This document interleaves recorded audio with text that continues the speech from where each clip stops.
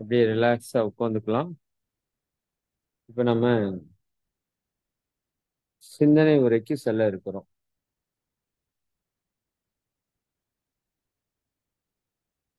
இந்த சிந்தனை உரை கேட்பதற்கான ஒரு அடிப்படை தகுதி பாத்தீங்கன்னா மன அமைதி தான்.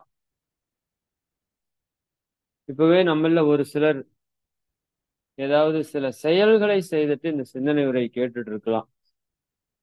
இந்த ஆசிரியர் பயிற்சியை பொறுத்த வரைக்கும் அதை நீங்க கொஞ்சம் தவிர்த்து கொள்வது நல்லது. குறிப்பாக நம்ம இனி வரும் வகுப்புகள்ல கூட வாய்ப்பு இருக்கிறவங்க எல்லாம் அதை முயற்சி பண்ணுங்க. அதாவது வீடியோ ஆன் பண்ணிட்டு கிளாஸுக்கு வர்றது. நம்ம அது இது வரைக்கும் சொல்லியிருக்க மாட்டோம். இப்போ உங்க பேட்ச்ல இருந்து அதை சொல்றோம். ஏன்னா ஒரு மாணவர் உருவாகிறதுல அதற்கான முழு பொறுப்பையும் அந்த அமைப்பை ஏற்றுக்கொள்ளும் இல்லையா? அப்போ நீங்க இன்னும் குவாலிட்டியா இந்த வகுப்பை அட்டன் பண்றதுல அது வீடியோ வகுப்பா இருந்தா நீங்க எந்த அளவுக்கு அதுக்கு ஒரு முக்கியத்துவம் கொடுக்குறீங்க அப்படிங்கிறத புரிந்து கொள்ள முடியும். இது ஒவ்வொரு முறையும் நம்ம சொல்லும்போது இது ஒரு உயர்ந்த ஞானத்தை அடைவதற்கான ஒரு முயற்சி.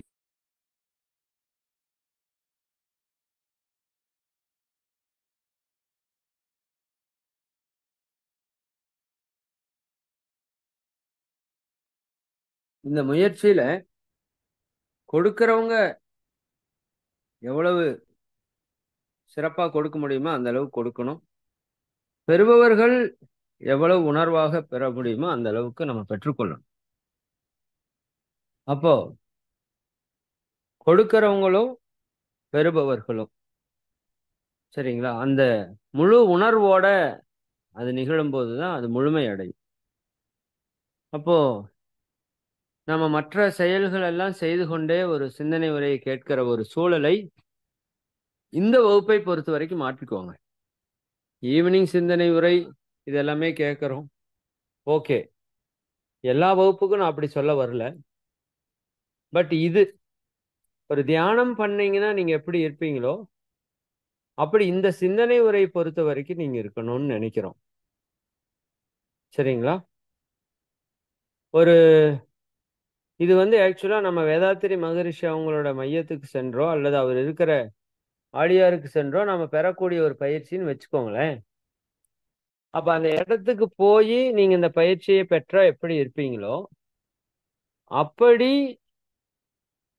நம்ம அடுத்த வகுப்புல இருந்து ஒரு முயற்சி செய்வோம். நம்ம வீட்டுக்குள்ள இருந்தே இந்த பயிற்சியை பெறுவதனால நம்ம எப்பவும் போலயே நம்ம ரொட்டீன் லைஃப் ஸ்டைல் இருந்துட்டே இதை அட்டன் பண்ணணும்னு ஒன்றும் கட்டாயம் கிடையாது. நமக்குள்ளே ஒரு சேஞ்ச், அதாவது ஆள் பாதி ஆடை பாதின்னு சொல்லுவாங்க இல்லையா, அது போல நம்மளோட அந்த உருவ அமைப்பு உடை மாற்றம் எல்லாமே கூட நமக்குள்ள ஒரு மாற்றத்தை ஏற்படுத்தும். சரிங்களா? அப்படி இருந்தாலே நமக்கு ஒரு பாசிட்டிவிட்டி கிடைக்கும். வீட்டில் எப்பொழுதும் போல இந்த பழைய உடைகளை அணிந்து கொண்டு அல்லது குளிக்காமல் ஒரு பக்தி பூர்வமா இல்லாம ஒரு யோக பயிற்சியை அட்டன் பண்றதுக்கும்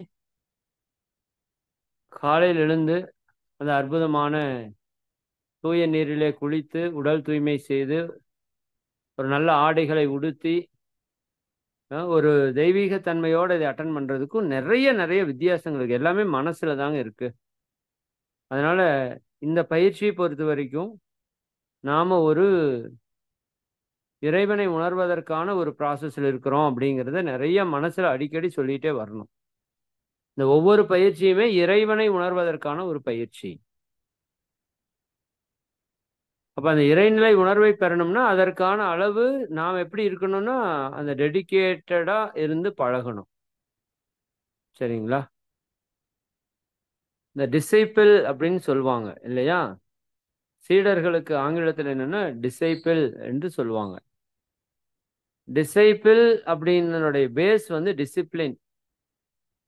டிசிப்ளின் அப்படிங்கிறதுல இருந்து தான் டிசைபிள் அப்படிங்கிற வேர்டு உருவாக்கப்பட்டிருக்கு. அப்ப ஒரு சீடனுக்கான ஒரு முதல் தகுதி என்னன்னு பார்த்தீங்கன்னா, அந்த குரு காட்டிய வழியிலே அதை சரியாக முறையாக கடைபிடித்து நடப்பது, ஒழுக்க விதிப்படி நடப்பது. இந்த ஒழுக்கம்னா ஏதோ கற்பு நெறியில தவறுறதா ஒழுக்கம் இல்ல அப்படின்னு இந்த சமுதாயம் நினைக்குது. அப்படி கிடையாது. தனக்கோ பிறருக்கோ துன்பத்தை கொடுக்கிற அனைத்துமே ஒழுக்கம் மீறல் தான். சரிங்களா? தனக்கோ பிறருக்கோ நன்மை கொடுக்கறது எல்லாமே ஒழுக்கம் தான். அப்ப மகரிஷி சொல்லுவாங்க, நீங்க எதை கடைபிடிக்கிற கொஞ்சம் கஷ்டமா நீங்க ஃபீல் பண்றீங்களோ அதெல்லாம் ஒழுக்கம்னு வச்சுக்கோங்கன்னு சொல்லுவாங்க. சரிங்களா? அப்ப காலையில எந்திரிக்கிறது கஷ்டமா இருக்கா? அப்ப அது ஒரு ஒழுக்கம். நைட் நேரத்துல தூங்குறது கஷ்டமா இருக்கா? அது ஒரு ஒழுக்கம். சரிங்களா? சாப்பாடு அளவோட நிறுத்துறதுக்கு கஷ்டமா இருக்கா? அது ஒரு ஒழுக்கம். அப்படி இந்த வகுப்புல நம்ம அட்டன் பண்றது கூட கொஞ்சம் கஷ்டமா இருக்கலாம். இல்லையா? நீங்க வீடியோ ஆன் பண்ணி வச்சுட்டு உட்கார்ந்து பாருங்களேன். பர்ஃபெக்ட்டா இருப்போம். ஒரு நாளை அடுத்த வகுப்புல இருந்து அதுக்கு நீங்க முயற்சி பண்ணுங்க நிச்சயமா. சரிங்களா? அதுல நம்ம WCSCல ப்ரொஃபஸர் லெவலுக்கு இருக்கிறவங்க யாராவது உள்ள இருந்தீங்கன்னா, நீங்க வீடியோ ஆன் பண்ண வேண்டாம். மத்தவங்கள நீங்க தாராளமா ஆன் பண்ணலாம். சரிங்களா? அப்படி யாரும் பெரிதா இருக்கிற மாரி எனக்கு தெரியல. பட் மத்தவங்க எல்லாருமே நீங்க வீடியோ ஆன் பண்ணி வச்சு பாருங்க. ஆட்டோமேட்டிக்கா அந்த 1½ மணி நேர கிளாஸ் நீங்க நேரடியா மகரிஷி கிட்ட நம்ம மையத்துக்கு அட்டன் பண்ண ஒரு ஃபீல் உங்களுக்கே கிடைக்கும். ஏன்னா அந்த இடத்த நீங்க தூய்மை பண்ணிருவீங்க. ஏன்னா வீடியோல அந்த இடம் தெரியும். ஒரு பர்ஃபெக்ட்டான இடத்துல உட்காருவீங்க. ஒரு பர்ஃபெக்ட்டான ட்ரெஸ் நீங்க வியர் பண்ணியிருப்பீங்க. ஒரு நோட்டு, பேனா எல்லாம் நீட்டா இருக்கும். தியானமா அது அப்படியே தியானமாவே இருக்கும். ம். உங்க எல்லாருடைய வீட்டையும் கூட நீங்க அந்த வீடியோல காமிக்கணும். சரிங்களா? அது எதுக்காகன்னா, நாம அதை சரிப்படுத்திக் கொள்வதற்காக நான் சொல்றேன்.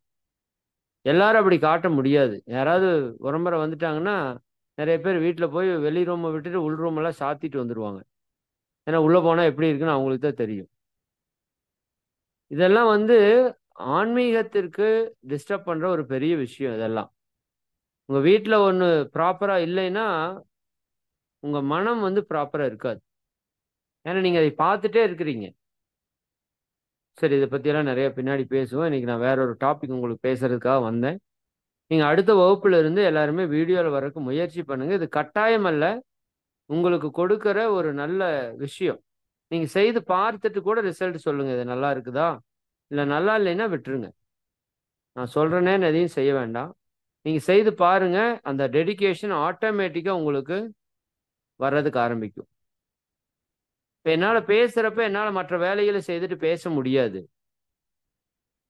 சரிங்களா? ஆனா கேட்கறவங்க மற்ற வேலையை செய்துட்டு கேட்க முடியும்.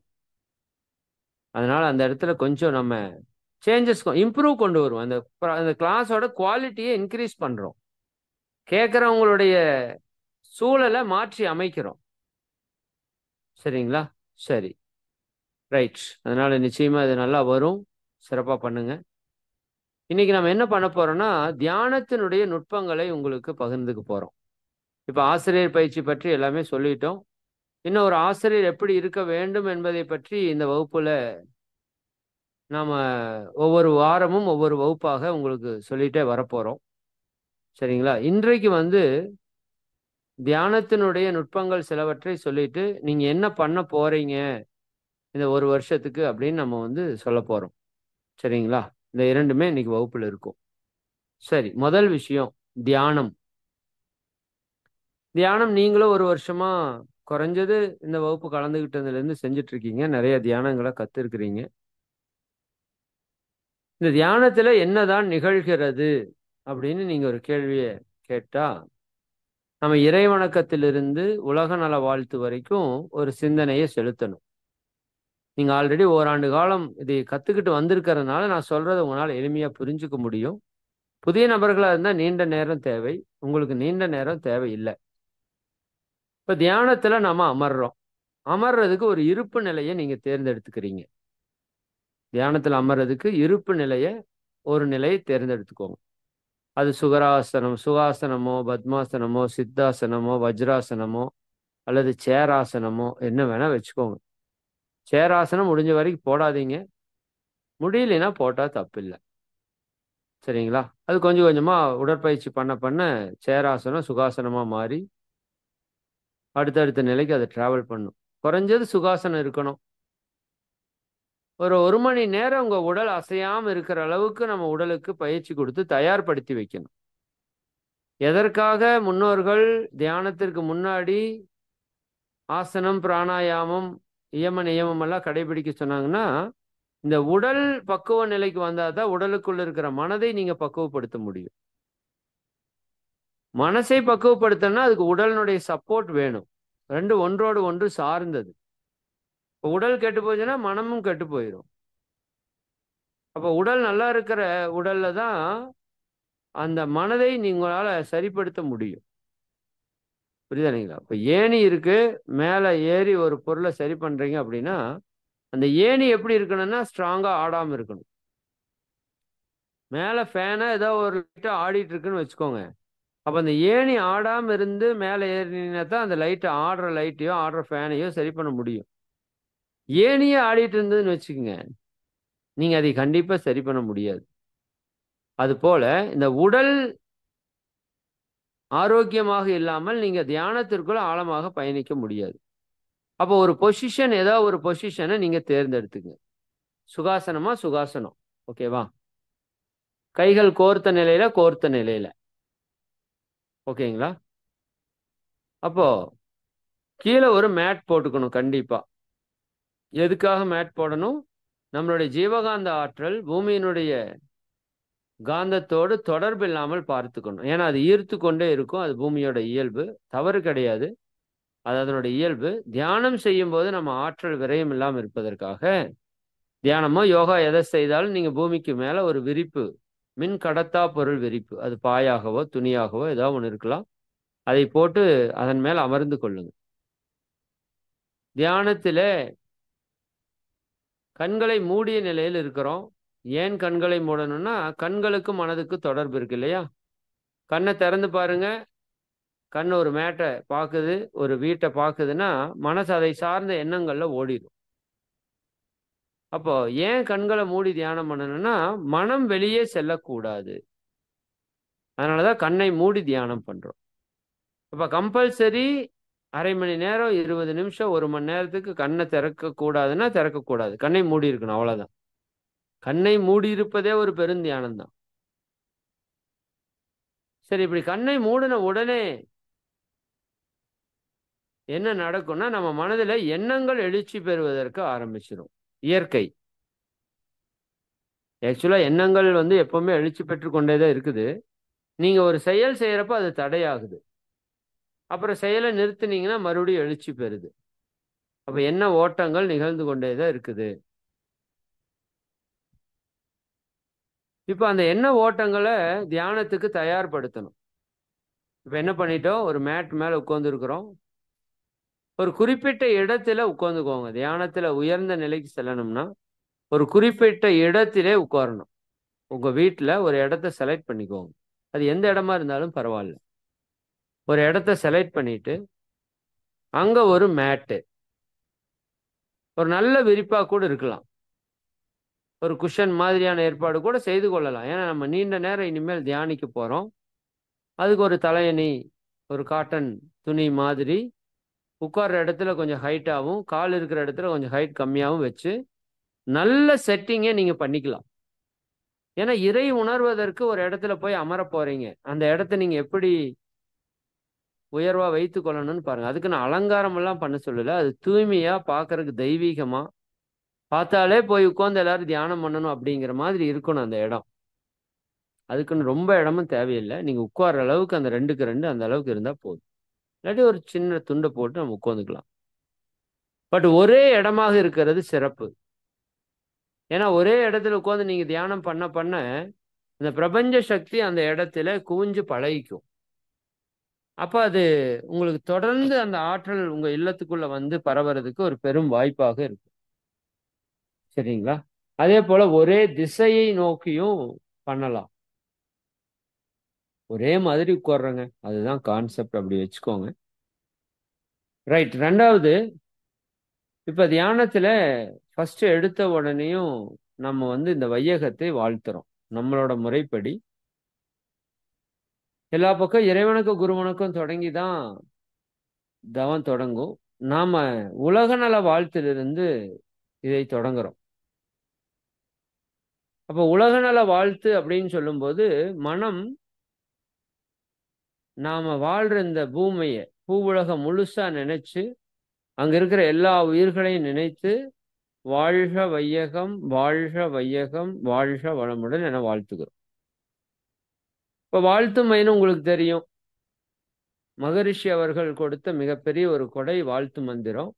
அந்த மந்திரத்தை மகா மந்திரமாக உலக நல வேள்வியாக நம்ம 5 முறை கண்களை மூடி சொல்றோம். அப்ப இப்பவே தியானம் தொடங்கிருச்சு. எப்ப நீங்க கைகளை கோர்த்து கண்களை மூடி அமர்ந்தீங்களோ அப்பவே என்ன ஆயிடுச்சு? தவம் துவங்கி விட்டது. நிறைய பேர் என்ன நினைக்கிறாங்கன்னா, தவம் துவக்கம் ஆக்கினை, சரிதானா? தவம் ஆக்கினை தொடக்கம் உருவ மையத்திலேயே கூர்ந்து கவனிக்கலான்னு சொல்றப்பதான் நாம தவம் தொடங்குறத நினைக்கிறோம். அது வல்ல, அது வல்ல. தவம் எங்கே துவங்குகிறது? அந்த உலக நல வேள்வியிலேயே தவம் தொடங்கி விட்டது. நீங்க அப்பவே இந்த தவத்துக்குள்ள வர்றதுக்கு தயாராகி உள்ள வந்துட்டீங்க. அதற்கப்புறம் இறை வணக்கம், இறைவனை நினைந்து வணங்குகிறோம். அந்த இறையாற்றலோடு ஒன்றி கலந்து உயிர் கலப்பு பெறுகிறோம். அந்த இறையாற்றலுக்கு நன்றி செலுத்துகிறோம். இறையாற்றலினுடைய மதிப்பையும் பெருமையும் உணர்கிறோம். இறை தன்மையை உணர்கிறோம். இதெல்லாம் இறை வணக்கத்துல நடக்குது. அப்புறம் குரு வணக்கம். குருவை நினைந்து நன்றியுணர்வோடு வணங்கி அவருடைய உயர்வை எல்லாம் உணர்ந்து இத்தனையும் குரு வணக்கத்துல நடக்குது. அந்த குரு மகான்களோடு உயிர் கலப்பு பெறுகிறோம். அவர்களுடைய ஆற்றலையும் பெற்றுக்கொள்கிறோம். அப்ப இறை வணக்கம் குரு வணக்கம் முடிஞ்சதுக்கு அப்புறம் இட தூய்மை. இட தூய்மை நம்மளோட நாடி சுத்தி எல்லாம் கிடையாது. சரிதானுங்களா? முதல்ல சில நாள் பண்ணிட்டு இருந்தோம். அதெல்லாம் தேவையில்லை என்னை பொறுத்த வரைக்கும். சரிங்களா? நம்ம டைரக்டா மெடிடேஷனுக்குள்ள போயிடலாம். பண்றது தவறு கிடையாது. பட் நமக்கு அது தேவையில்லைன்னு அப்படிங்கிறதுனால நான் விட்டுறேன். மகரிஷி இருந்தப்ப அது யாருக்கு சொல்லி கொடுக்கல. அப்போ அது செய்து பார்க்குறோம். அது தேவையில்லாம இருக்குது. நம்ம நேரடியாக தியானத்துக்குள்ள போக முடியுது. அதனால அது தவிர்த்துக்கலாம். அப்போ இறை வணக்கம் குரு வணக்கம் பாடிட்டோம். பாடிட்டு இட தூய்மை செய்கிறோம். ஏன்னா அந்த தியானத்துக்கு ரொம்ப முக்கியம் பாசிட்டிவான ஃபீல்டு. இந்த தியானம் நல்ல நிலையில நம்ம முழுமையா உணரணும் அப்படின்னா அந்த இடத்துல இருக்கிற நெகட்டிவிட்டி எல்லாம் ரிமூவ் பண்ணணும். அதைத்தான் மகரிஷி அவர்கள் இந்த இட தூய்மை அப்படிங்கிற விஷயத்தை பயன்படுத்தி அதுல ஒரு மந்திர சொல் மாதிரி நமக்கு அமைச்சு கொடுக்குறாங்க. நாம் அமர்ந்துள்ள இடத்தை சுற்றிலும் நல்ல தெய்வீக ஆற்றலே நிரம்பின. அப்போ நாம் உட்கார்ந்துட்டு இருக்கிற அந்த இடத்தை சுற்றிலும் அல்லது நம்முடைய இல்ல வளாகம், நிறுவன வளாகம், நாம் இருக்கின்ற அந்த பகுதி முழுக்க முழுக்க ஒரு டிவைன் பவர் அங்க நிறைறத நம்ம உணரணும். அதான் இட தூய்மை. அதுக்கெல்லாம் நீங்க வீடியோவெல்லாம் பார்த்துருப்பீங்க. நீங்க இப்ப ஆசிரியர் நிலையில இருக்கிறதுனால நான் இது கொஞ்சம் திரும்ப திரும்ப உங்களுக்கு ஆழமா சொல்ல வேணும். ஏன்னா தியானத்துல என்ன நடக்குதுன்னு முதல்ல உங்களுக்கு புரியணும். நீங்க அதை ஃபீல் பண்ணணும். அப்பதான் அடுத்தவங்களுக்கு இதை உங்களால போய் என்ன பண்ண முடியும்? கொண்டு சேர்க்க முடியும். சரி, அப்போ இட தூய்மை அந்த வார்த்தையிலேயே நமக்கு மகரிஷி தெளிவா சொல்லிட்டாங்க. அந்த இடத்தை தூய்மை செய்யறோம். ஏன்னா நம்ம இல்லமா இருக்கலாம், அல்லது மன்றமா இருக்கலாம், எங்க வேணா இருக்கலாம். அங்க ஒரு பாசிட்டிவிட்டி தான் முழுசா நிரம்பி இருக்குன்னு நம்மளால சொல்ல முடியாது.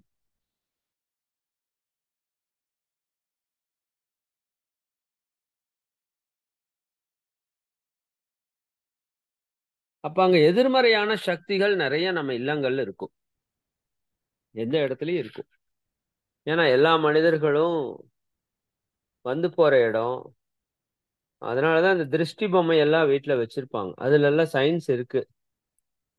சரிங்களா? நம்ம வீடு பார்த்து நல்லா இருக்குது, அழகா இருக்குது, இவ்வளவு நல்லா இருக்குதுன்னு நெனச்சுட்டாங்கன்னா, அந்த நெகட்டிவ் தாட்டா இங்க வந்து நின்னுக்கும்.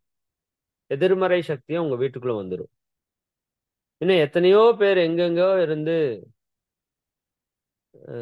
நம்முடைய சொந்தங்கள், இன்னும் உறவுகள், நல்லதையும் பிளஸ்ஸிங்கும் அனுப்புனாலும் அது வந்துரும். நம்மள நெனச்சு பொறாமப்பட்டாலும் அது வந்துரும். இல்ல நாம யாராச்சுக்கு துன்பம் கொடுத்து, அந்த சாப அலைகள் கூட வந்துரும். நம்ம குடும்பத்துக்குள்ள சண்டை கட்டி இருக்கிற நெகட்டிவ் தாட்ஸும் இருக்கும். இன்னும் அந்த சமுதாயத்துல இருக்கிற சமுதாய கர்ம வினைகள் கூட நம்ம வீட்ல கலந்து தான் இருக்கும். அப்ப இந்த வீடு அப்படிங்கிறது காந்தக்களம் நிரம்பி இருக்கிற ஒரு இடம்.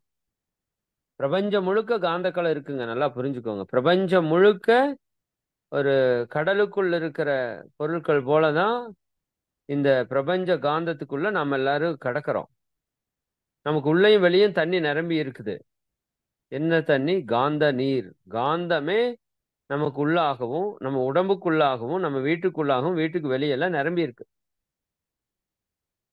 அப்ப இது எப்படி இருக்குதுன்னா, அசுத்தமான காந்தமா இருக்கு பொதுவா. அப்ப அதையே தூய்மை செய்யறோம் நம்ம. எதன் மூலமாக? அந்த இறை ஆற்றலை அழைத்து இந்த இல்லம் முழுக்க நிரப்புறோம். இது நிரம்புமா அப்படின்னா, இதுதான் ரொம்ப முக்கியம்.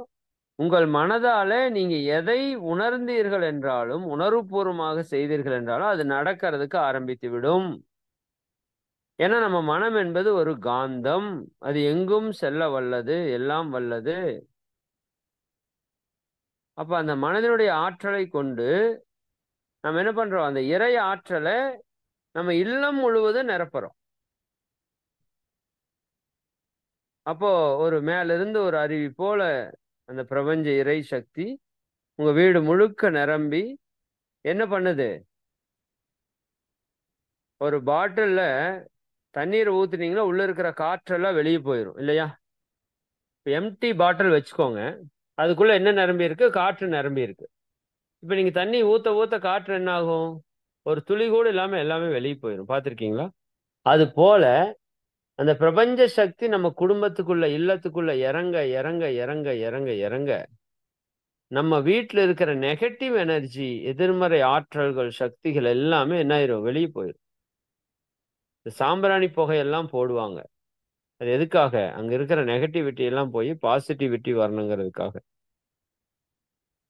அப்ப நம்ம அந்த இடத்தை தூய்மை செய்யறோம். அந்த இட தூய்மை இப்ப ஆரம்பத்துல உங்களை சுற்றி கொஞ்சம் தூரத்துக்கு தூய்மையா இருக்கும். நீங்க நல்லா தியானம் பண்ணீங்கன்னா அந்த தூய்மை வந்து பெருகிட்டே இருக்கும், பெருகிட்டே இருக்கும். அப்ப உங்க இல்லம் முழுக்க அந்த ஆற்றல் நிரம்பி இருக்கும். அப்புறம் இல்லத்தை கடந்து நிரம்புற மாதிரி நீங்க கவனிக்கலாம். அப்ப இந்த பூமி முழுக்க நிரம்புற மாதிரி கவனிக்கலாம். ஏன்னா நாம் இருக்கும் இடம்னு தான் சொல்லியிருக்கார் மகரிஷி. நாம் இருக்கும் இடம் பூமி. அப்ப பூமியை சுற்றிலும் அந்த ஆற்றல் நிரம்புறதை உங்களால உணர முடியும். எல்லாருக்கும் உணர்த்தவும் முடியும். அப்ப நம்மளுடைய இல்லம் முழுவதும் ஒரு தூய ஆற்றல் நிரம்பிருச்சு அப்படிங்கிற உணர்வுக்கு நாம வரணும். இன்னும் ஒரு படி மேல போய் பிரபஞ்சம் முழுக்க நிரம்புறதையும் நம்ம கவனிக்கிற அளவுக்கு நம்ம மனம் வந்து விரிந்து வரணும். நாம் அமர்ந்துள்ள இந்த பிரபஞ்சம் முழுவதும் நல்ல தெய்வீக ஆற்றலே நிரம்பினா இது உயர்பெரிய மிகப்பெரிய ஒரு உயர்ந்த நிலையில சொல்ற இட தூய்மைன்னு மனசுல வச்சுக்கோங்க. அப்ப இட தூய்மை சொல்லியாச்சு. அடுத்தது அருள் ஆற்றல் பாய்ச்சுதல். அதற்கு விளக்கம் தெளிவா சொல்லிட்டாங்க மகரிஷி. அதுக்கு பேர் என்னங்க? அருள் ஆற்றல் பாய்ச்சுதல். அப்ப நம்மை சுத்தி என்ன இருக்குது? இறை சக்தி இருக்கு, அருள் சக்தி இருக்கு, அது ஆற்றலாக இருக்கிறது. அப்ப அந்த அருள் ஆற்றலை நாம் என்ன பண்றோம்? நமக்குள்ள பாயறதுக்கு விடுறோம். இப்ப இத்தனை நேரம் நம்ம சுத்தி தான் நிரம்ப வச்சோம், உள்ள வரல. நமக்குள்ள அது வர்றதுக்கு நம்ம அனுமதி கொடுக்கல. அது அனுமதி கொடுக்கலைன்னா வராது. அது இயற்கை, அப்படிதான் இருக்கும்.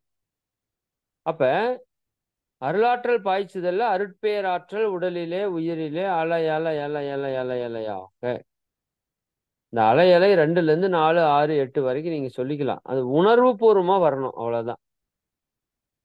பாய்ந்து நிரம்புவதை உணர்கிறோம்னா அந்த நம்மளை சுத்தி நிரம்பி இருக்கிற அந்த தெய்வீக சக்தி அது எனக்குள்ளேயும் பரிபூர்ணமாக நிரம்பட்டும். இத்தனை நேரம் என்னை சுத்தி நிரம்பி இருந்தது, அதுவே அழுத்தமா இருக்கும். இப்ப எனக்குள்ளேயே அது நிரம்பட்டும் அப்படின்னு நான் சங்கல்பம் செய்யும்போது அந்த ஆற்றல் நமக்குள்ள எல்லா திசைகளிலிருந்தும், ஏன்னா கடல் நீர் எப்படி எல்லா திசையிலையும் சூழ்ந்து அழுத்திட்டு இருக்கோ, அப்படி அந்த இறையாற்றல் எல்லா திசையிலிருந்து நம்மளை சூழ்ந்து அழுத்தி கொண்டே இருக்கிறது. அப்ப அந்த ஆற்றல் நீங்க உள்ள போகட்டும்னு சொன்னீங்கன்னா அடுத்த நொடி அது என்ன ஆகும், அபரிவிதமா நமக்குள்ள பாய்ந்து நிரம்பறக்க ஆரம்பிக்கும். அப்படி நிரம்பும் போது நம்ம உச்சி முதல் பாதம் வரை இருக்கிற எல்லா உறுப்புகள்லையும், எல்லா செல்கள்லையும் இருக்கிற எதிர்மறையான சக்திகளை எல்லாம் அது வெளியே தள்ளிரும். எப்படி வீட்டை தூய்மை பண்றோமோ அதே மாதிரிதான் நம்ம உடலையும் தூய்மை பண்றோம் நம்ம. அப்போ அந்த தூய்மை நடக்க நடக்க உடல்ல இருக்கிற தேவையற்ற சக்திகள், வினைகள், பதிவுகள் எல்லாம் முற்றிலும் வெளியேறிடும். அப்ப தூய பிரபஞ்ச இறை சக்தி நிரம்பி இருக்கிற இடமாக நம்முடைய உடலும் இருக்கும், நம்மை சுற்றி இருக்கிற அந்த பகுதியும் இருக்கும். ரெண்டும் இரண்டரை கலந்து கூட நிற்கும். உங்களால் நல்லா உணர முடியும். அப்ப வெளியில நிரம்பி இருக்கிற காந்த ஆற்றல் எல்லா திசைகளிலிருந்து தோலின் வழியாக நமக்குள்ளாக பரிபூரணமாக பாய்ந்து நிரம்பி இருப்பதை நம்மால உணர முடியும். அது நீங்க நல்லா ஃபீல் பண்ணணும். அதுக்கெல்லாம் கொஞ்சம் டைம் கூட எடுத்துக்கலாம். இதை பேஸ் பண்ணி தான் நம்ம அந்த சக்தி ஈர்ப்பு தவம் அப்படின்னு ஒண்ணு நடத்துறோம்.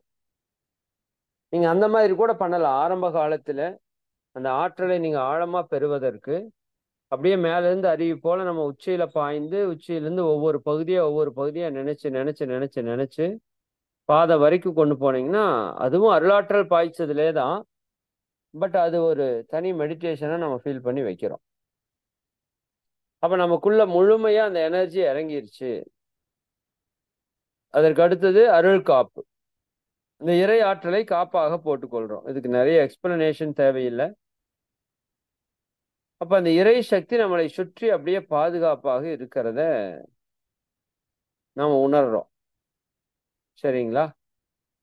ரைட். அதுக்கு அடுத்தது அன்னை தந்தை ஆசான் வணக்கம். இது ரொம்ப ரொம்ப முக்கியம். அதாவது ஒரு மனிதன் ஒரு உயர்ந்த நிலைக்கு போகணும்னா எல்லாருடைய வாழ்த்து ரொம்ப ரொம்ப முக்கியம். அதுல குறிப்பாக அன்னை தந்தை ஆசானுடைய வணக்கம், அவங்களுடைய வாழ்த்துக்கு நிகரான வாழ்த்து உலகத்திலேயே கிடையாது. உலகத்திலேயே கிடையாது. சரிங்களா? இப்ப இவ்வளவு நாள் நீங்க உங்களுடைய அம்மாவை, அப்பாவை, குருவை நினைந்து வணங்கி இருப்பீங்க. அடுத்த மகான்களை சொன்னோம்னா அதையும் நினைச்சு வணங்குவீங்க. இனிமேல் நீங்க ஒரு ஆசிரியராக இருக்கும்போது இந்த நுட்பத்தை நீங்க பயன்படுத்தணும். அன்னைக்கு வணக்கம் அப்படின்னா நீங்க உங்க அம்மாவை மட்டும் நினைக்க கூடாது. அம்மாவை நினைச்சுக்கணும்.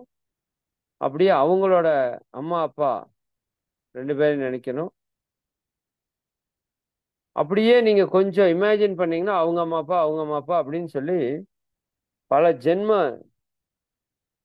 முன்னோர்களை உங்களால் நினைவு கூற முடியும். அவங்களோட உருவம் எல்லாம் உங்களுக்கு தெரியணும்னு அவசியம் இல்லை.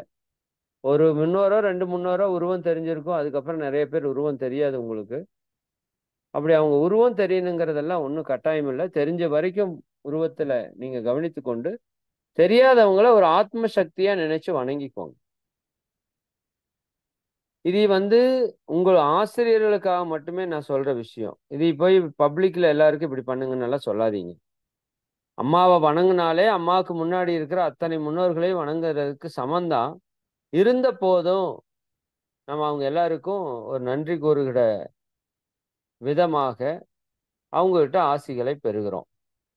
பரிபூரண ஆசிகள். அப்ப அவங்க நல்லா நம்மளை தலையில கை வச்சு நல்லா பிளஸ் பண்ணி ஆசீர்வாதம் பண்ற மாதிரி நாம அந்த வாழ்த்தை பெற்றுக்கொள்றோம்.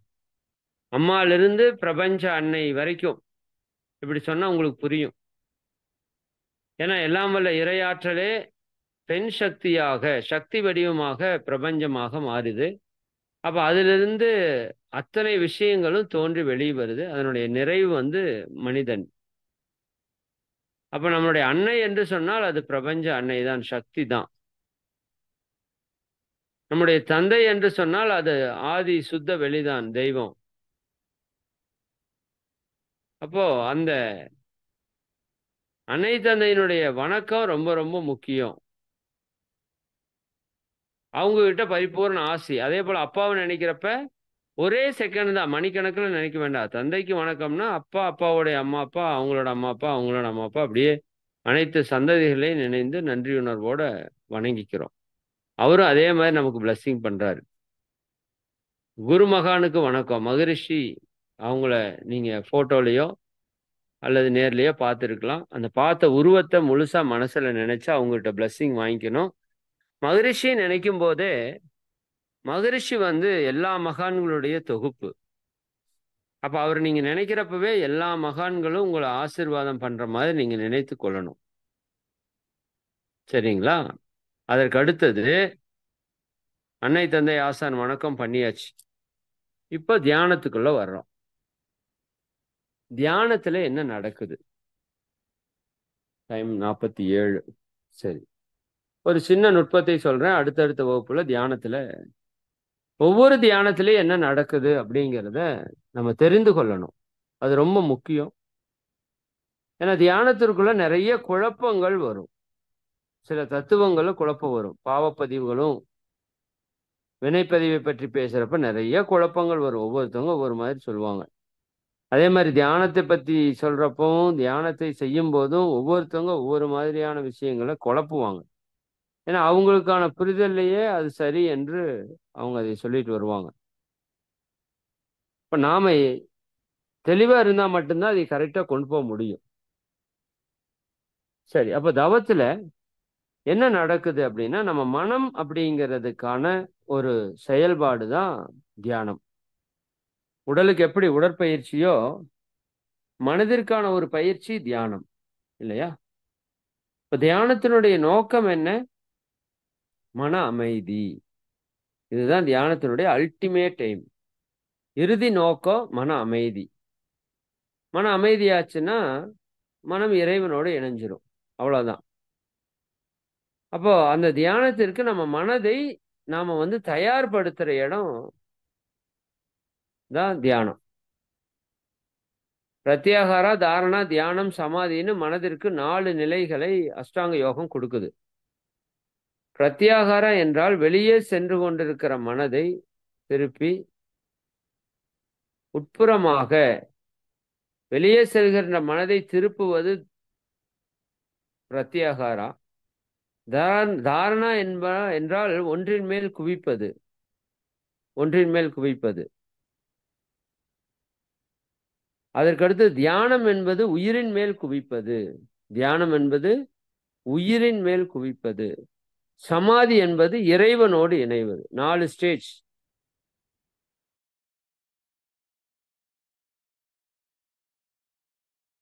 தடுத்து திருப்புவது பிரத்யாகாரா. தாரணா ஒன்றை கவனிப்பது. தியானம் உயிரை கவனிப்பது. சமாதி இறைவனோடு இணைவது. இப்ப நம்ம தியானத்திற்குள்ள வர்றோம். பிரத்யாகாரா, தாரணா, தியானம் எல்லாத்தையும் சேர்த்து மகரிஷி ஒரே தியானமா கொடுத்துட்டார். அதுதான் ஆக்ஞை தியானம். அப்ப ஆக்ஞையில் என்ன பண்றோம்? உயிரினுடைய அசைவை நாம உணர்கிறோம். உயிரினுடைய அசைவை நாம அந்த இடத்துல உணர்றோம். இந்த இடத்துல ஒரு தத்துவத்தை மட்டும் நீங்க தெளிவா தெரியணும். உயிர் சுழன்று கொண்டு இருக்கிறது நம்ம உடம்புக்குள்ள கோடிக்கணக்கில். அந்த உயிர் சுழலும் போது காந்த ஆற்றல் வெளிப்பட்டு கொண்டே இருக்கிறது. அதை ஜீவகாந்தம் என்று சொல்கிறோம். அந்த ஜீவகாந்த வழியாக வெளியேறும்போது அதை மனம் என்று சொல்கிறோம். இப்ப மனம் எனும் புதினம் அது ஜீவகாந்த அலைதான் என்று மகரிஷி தெளிவா சொல்றாங்க. அப்ப அந்த ஜீவகாந்த அலையை கொண்டு அதன் மூலமான மனதை நாம் என்ன பண்றோம்? அறிகிறோம்.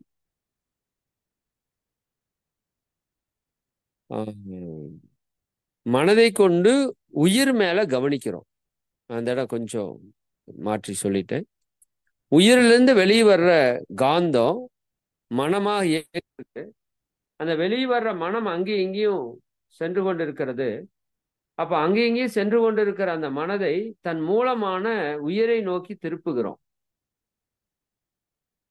இதுதான் ஆக்கினை தியானத்துல நம்ம செய்யக்கூடிய செயல். இப்ப மனம் உயிரின் அசைவை கவனித்துக் கொண்டிருக்கிறது. மனம் உயிரினுடைய அசைவை கவனித்துக் கொண்டிருக்கிறது. அது துடிப்பாவோ, சுழற்சியாவோ, அழுத்தமாகவோ, கனமாகவோ ஏதாவது ஒண்ணு அங்க ஒரு ஃபீல் ஆகும். அப்ப அதுதான் அந்த உணர்வு தான் உயிர் உணர்வு. இப்ப நம்ம உயிரை கவனிக்கின்றோம் ஆக்கினையில. இந்த கவனம் இன்னும் ஆழமா போக போக போக போக என்ன ஆகும்னா, அந்த உயிரோடு அந்த மனம் ஆற்றல், காந்த ஆற்றல் லயமாகி நின்றும். அப்படி உயிரோடு மனம் லயமாகி நிற்கக்கூடிய நிலையைத்தான் உண்மையிலேயே தியானம் என்று சொல்கிறோம். உயிரோடு மனம் லயமாகி நிற்கிற நிலை. இது எந்த இடத்துல சீக்கிரமா நடக்கும்னா, துரியத்துல சீக்கிரமா நடக்கும், தலை உச்சியில. அப்ப ஆகினியில உயிரை மனம் கவனிக்கிறது, துரியத்திலே உயிரோடு உயிராக இணைகிறது. உயிர் வேற மனம் வேற இல்லை, அது கூட ஒன்றி கலந்து போச்சு.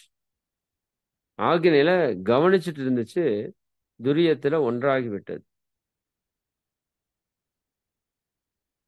இப்போ நம்ம ஆக்னியிலேயே நல்லா தியானம் பண்ணீங்கன்னா துரியத்துக்கு வந்துடும்.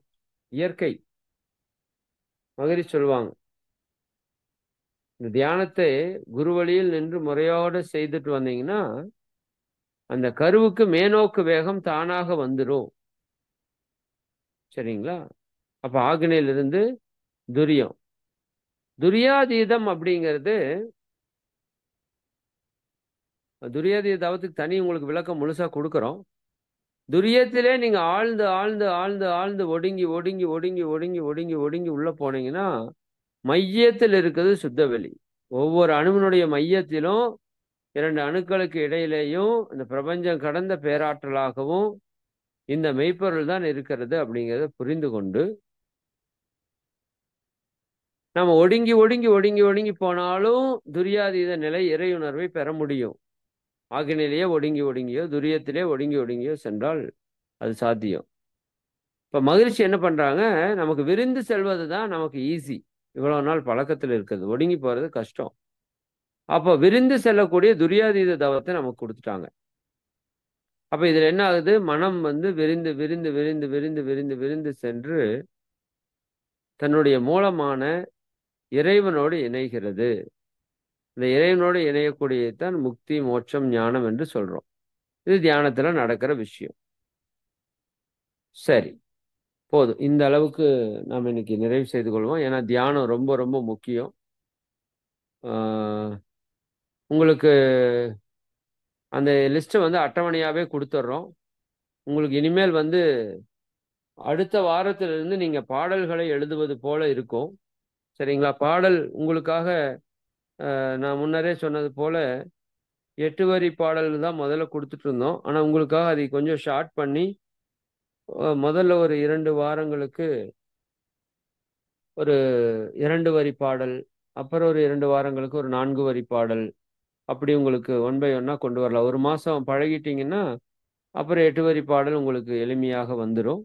அது எல்லாமே உங்களுக்கு லிஸ்ட் போட்டு அனுப்புகிறோம். இன்னைக்கு அதிகபட்சம் நாளைக்குள்ள உங்களுக்கு எல்லாம் லிஸ்ட் வந்துடும். சரிங்களா? இந்த மாதத்திற்கான தியானம் மட்டும் நம்ம ஆக்னை தொடர்ந்து செஞ்சுட்டு இருக்கிறோம். ஒவ்வொரு வெள்ளிக்கிழமையும் சாந்தி கம்பல்சரி நீங்க பண்ணிக்கலாம். சரிங்களா? சரி, இதை பற்றிய அந்த முழு விளக்கத்தையும் நம்ம அடுத்த வகுப்புல உங்களுக்கு தெளிவா சொல்லிடலாம். சரிங்களா? இப்போ காலம் கருதி நம்ம நிறைவு செய்கிறோம்.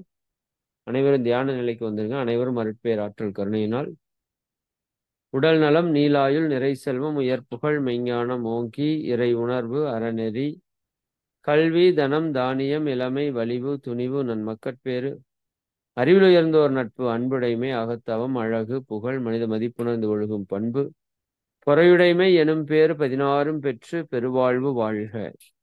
வாழ்க வளமுடன், வாழ்க வளமுடன். மிக்க மகிழ்ச்சி. அன்பர்களுக்கு ஒரு 2 அறிவிப்பு மட்டும்.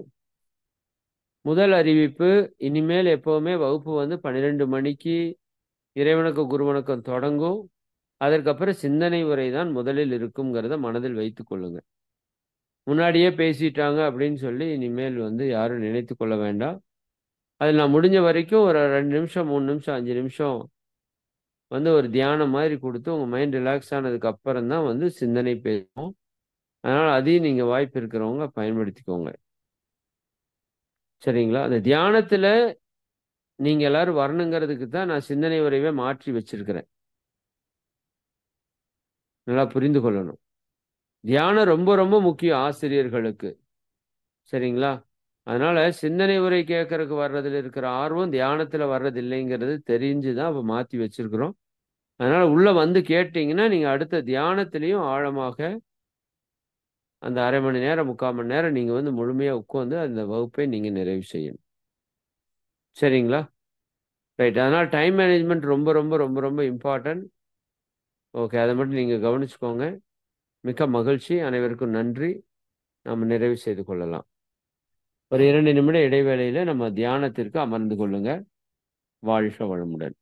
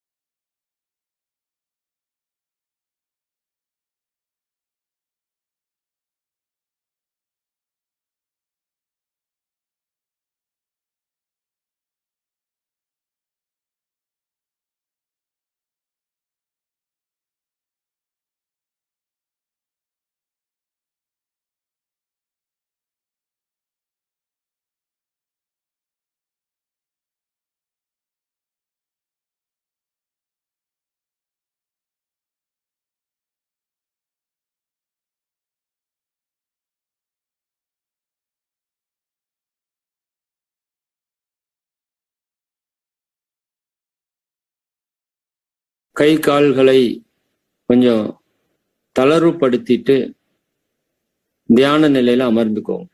கை கால் கொஞ்சம் அசைக்கணும்னா அசைச்சுக்கோங்க. இனி உட்கார்ந்தோம்னா கொஞ்ச நேரம் அசையாம இருக்கணும். தலை, கழுத்து, முதுகுத்தண்டு நேரா இருக்கான்னு பாருங்க. உங்களுக்கு எப்படி உட்கார்றதுக்கு வசதியோ அப்படி உட்கார்ந்துக்கோங்க.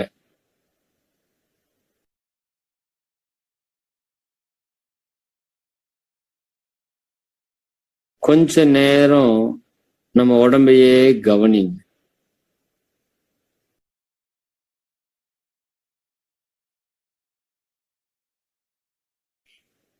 தலைப்பகுதி கவனிங்க.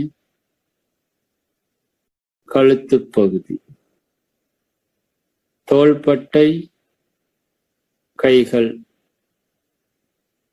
மார்பகப் பகுதி, வயிற்றுப் பகுதி, முதுகுப் பகுதி, இடுப்பு பகுதி, தொடைகள், முழங்கால்கள், கெண்டைக்கால்கள், பாதங்கள், உச்சி முதல் பாதம் வரைக்கும் அப்படியே பாருங்க. அசைவற்ற உடல்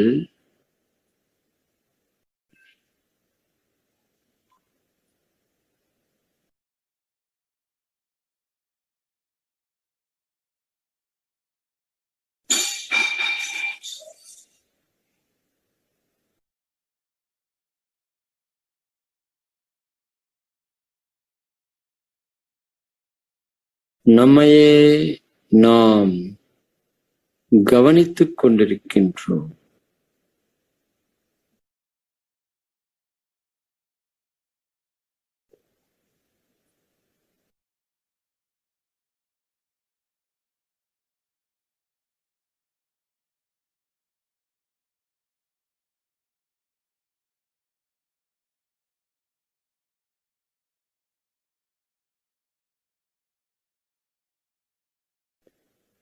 நாம் அமர்ந்துள்ள இடத்தை சுற்றிலும் நல்ல தெய்வீக ஆற்றலே நிரம்பின அப்படியே மனதால விரிந்து வாங்க, விரிந்து வாங்க, விரிந்து வாங்க. பிரபஞ்சம் வரைக்கும் விரிந்து வாங்க. பிரபஞ்சம் கடந்து வாங்க. சுத்த வெளி, இறைப்பேராற்றல் பிரபஞ்சம் முழுவதையும் சூழ்ந்து அழுத்திக் கொண்டு பிரபஞ்சத்தில் உள்ள எல்லா பொருட்களினுடைய சக்திகளையும் ஈர்த்து கொண்டு நம்மை சூழ்ந்து அழுத்திக் கொண்டிருப்பதை பார்.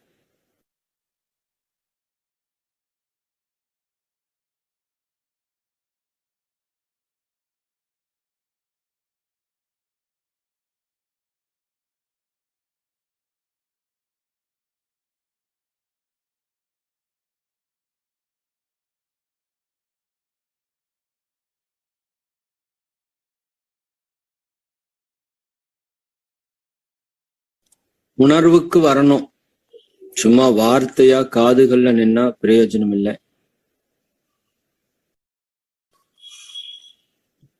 நீங்க நினைச்சா வரும். ஒரு கடல் பாருங்க, கடல் அப்படியே அந்த கடலோட ஓரத்துக்கு வாங்க.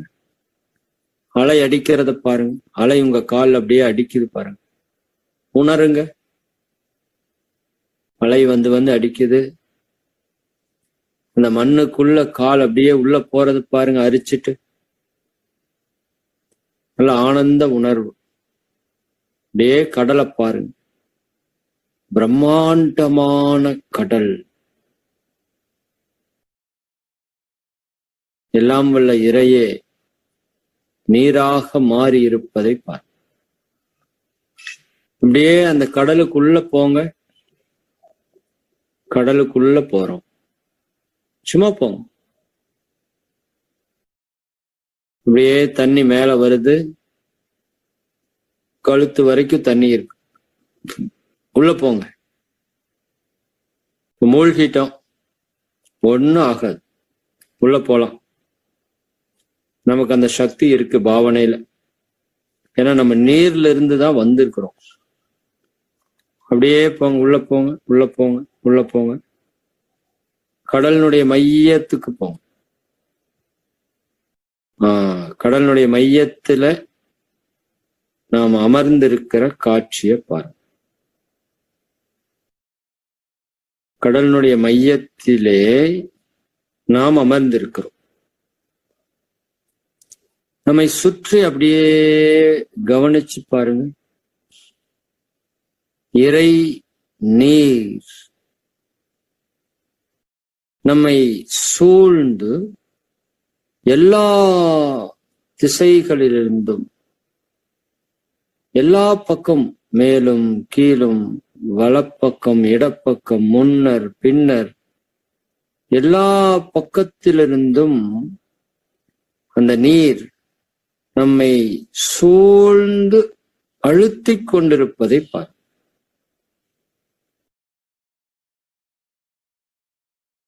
நல்ல உணர்வுக்கு வரட்டும். அது போல இந்த எல்லையற்ற தூய இறை சக்தி, அருட்பேராற்றல் எல்லா திசைகளிலிருந்தும் நம்மை சூழ்ந்து அழுத்திக் கொண்டிருப்பதை உணர்ந்து கொண்டிருக்கிறோம்.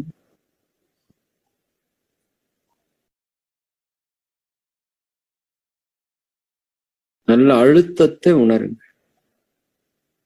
சதா சர்வகாலமும் அந்த தெய்வீக இறை சக்தி நம்மை சூழ்ந்து அழுத்திக் கொண்டேதான் இருக்கிறது. நாம தான் கவனிக்கல. நல்ல உணர்வுக்கு வரட்டும்.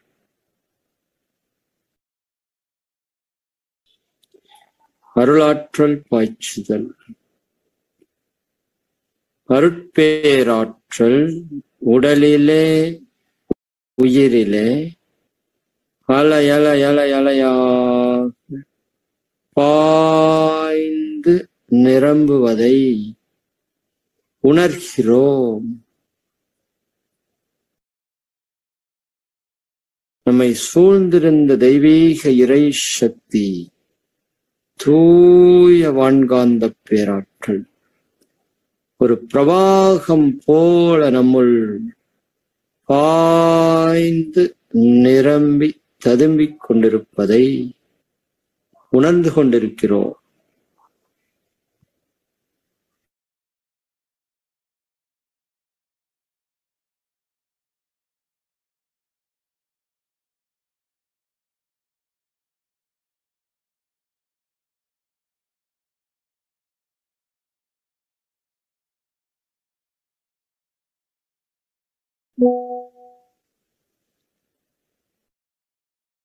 பிரபஞ்ச வான்காந்த பேராற்றல், அருட்பேராற்றல் நமது உடலிலே ஒவ்வொரு செல்களிலும், ஒவ்வொரு உயிர் துகள்களிலும் பாய்ந்து பாய்ந்து நிரம்பி ததும்பி மலர்ச்சி பெற்றிருப்பதை பாருங்கள்.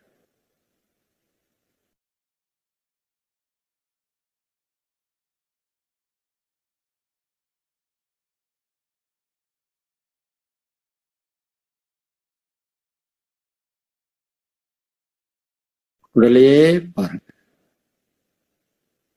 ஒவ்வொரு செல்களும் தாமரை மொட்டு மலர்வது போல இந்த பிரபஞ்ச ஆற்றல், அருட்பேராற்றல் பாய்ந்து பாய்ந்து மலர்ச்சி பெற்றிருப்பதை பாருங்க.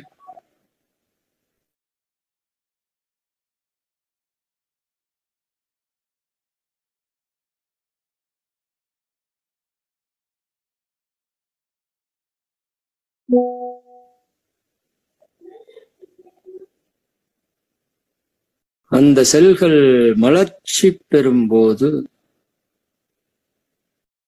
உள்ளிருக்கின்ற இறை சக்தி எப்படி ஒரு மலரும் பொழுது உள்ளே இருக்கின்ற தெய்வீக வாசனை வெளிப்படுவது போல நமது ஒவ்வொரு செல்களிலும் உயிர் துகள்களிலும் உள்ளே உள்ள அந்த இறை சக்தி மலர்ச்சி பெற்றிருப்பதை பார்.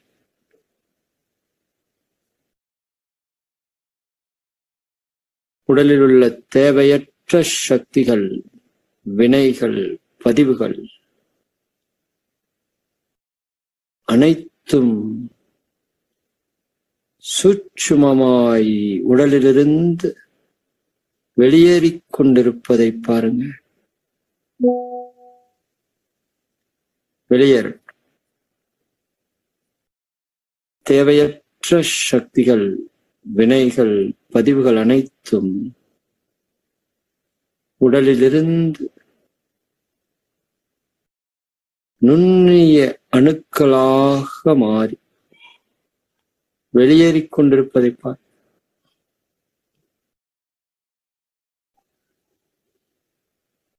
இந்த அருட்பேராற்றல் நிரம்ப நிரம்ப நிரம்ப தூய காந்தக்களமாக நாம் மாறிக்கொண்டிருக்கிறோம். அருட்பேராற்றல் உடலிலே உயிரிலே அலையா பாய்ந்து நிரம்புவதை உணர்கிறோம்.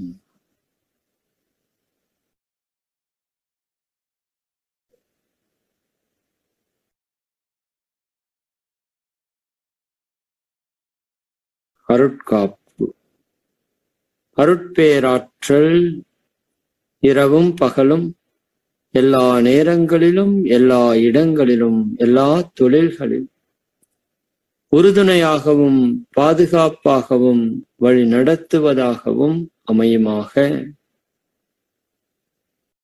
தூய தெய்வீக இறை சக்தியாகிய அருட்பேராற்றல் சதா சர்வகாலமும் நம்மை சூழ்ந்து நிறைந்து நின்று நமக்கு உறுதுணையாகவும் பாதுகாப்பாகவும் நம்மை வழிநடத்தக்கூடியதாகவும் அமையுமாக. இறை சக்தி நமக்கு காப்பாக இருப்பதை பாருங்க.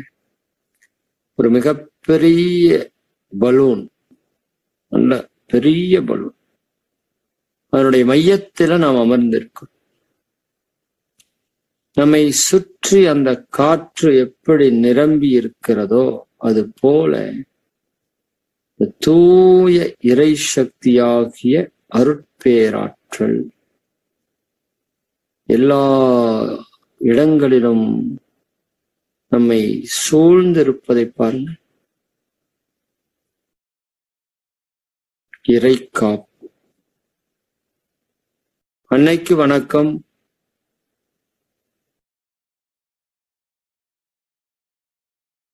தந்தைக்கு வணக்கம். ஆசான் அருட்தந்தை வேதாத்திரி மகரிஷி அவர்களுக்கு வணக்கம். அன்னையை, தந்தையை, ஆசானை நினைந்து நன்றியுணர்வோடு வணங்கி அவர்கள் வழங்கக்கூடிய தெய்வீக ஆசிகளை நம்மோடு ஏற்று ஒன்றுபடுத்திக் கொள்வோம்.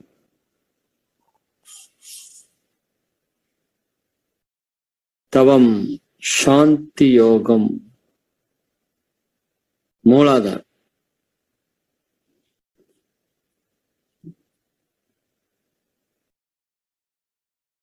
ஆசான் ஆணை குண்டலினி மகாசக்தி மூலாதாரத்தில் மையம் கொண்டு இயங்கட்டும்.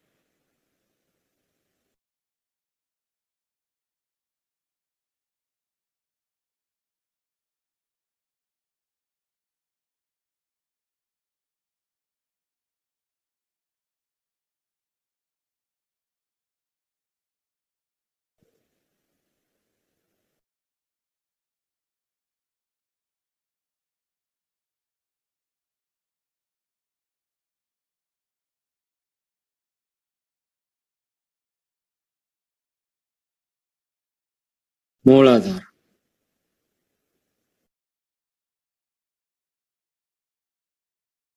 உணர்வு நல்ல கிடைப்பதற்காக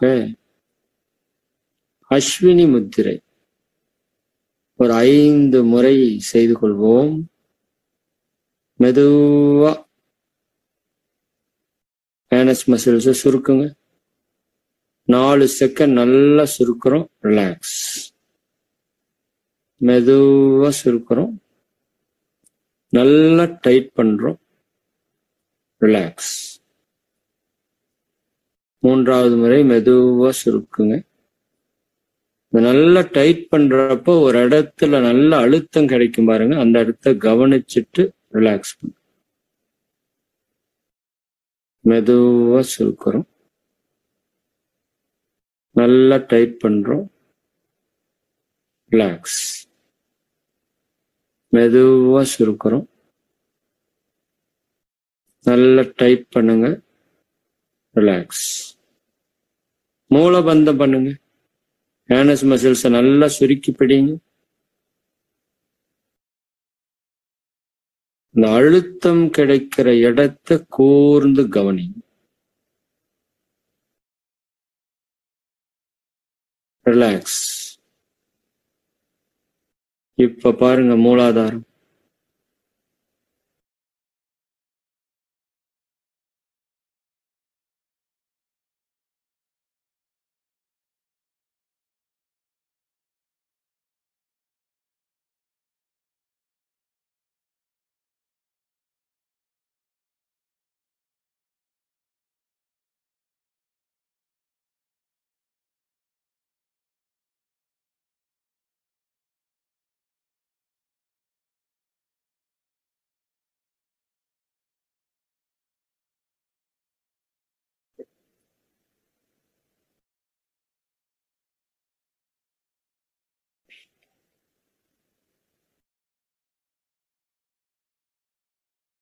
நல்லா கூர்ந்து கவனிக்கிறோம்.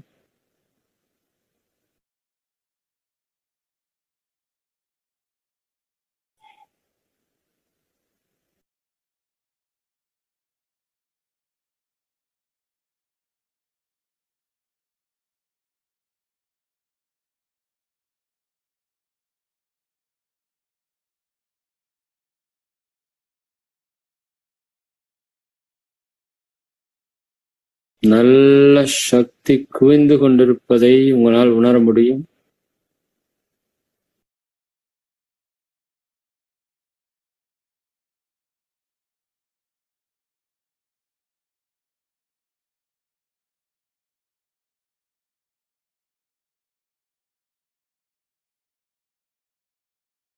ஒரு சிலருக்கு இன்னும் பிடிக்க முடியல. கருவாய்க்கும் எருவாய்க்கும் இடைப்பட்ட பகுதி,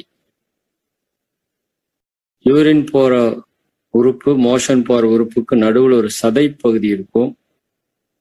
அதனோட மையத்துல பூமியிலிருந்து சுவாசத்தை உள்ள இழுத்து அந்த இடத்துல சேர்த்துங்க. மூலாதாரத்துக்கு, மூலாதாரத்திலிருந்து மூச்சை விட்டு கொண்டே பூமிக்குள்ள போகணும்.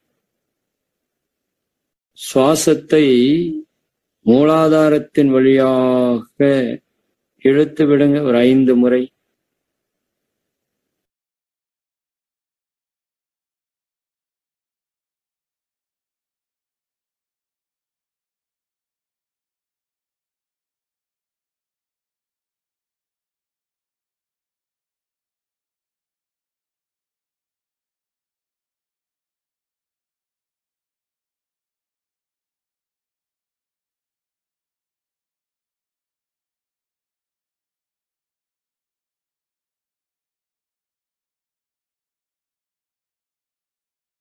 கடைசியாக மூச்சை நல்லா இழுத்து மூலாதாரத்துல ஒரு 2 செகண்ட் நிறுத்தி கவனி.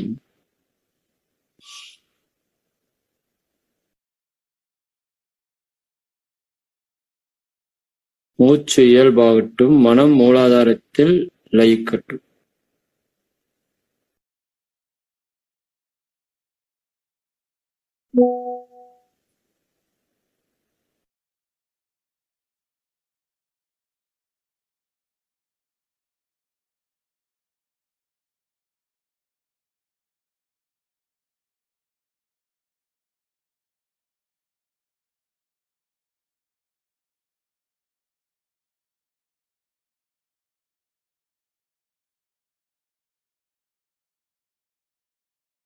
மூலாதாரத்தில் என்ன நடக்கின்றது என்ற ஒரு ஆராய்ச்சி பாவனையோட கூர்ந்து கவனிப்போம்.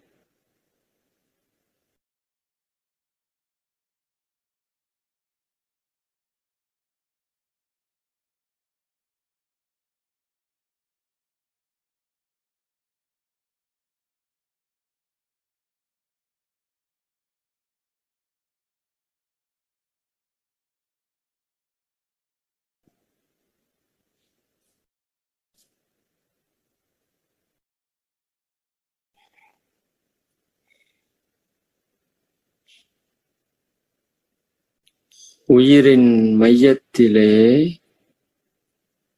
உயிரின் அசைவை உணர்ந்து கொண்டிருக்கிறோம்.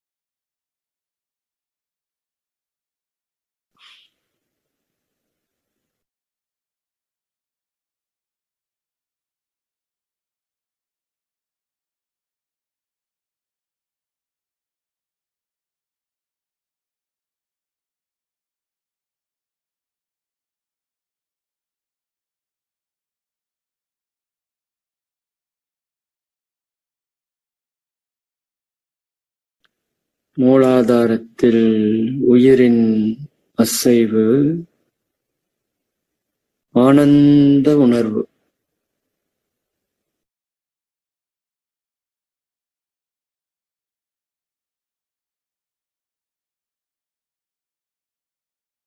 மூலாதார சக்கரம்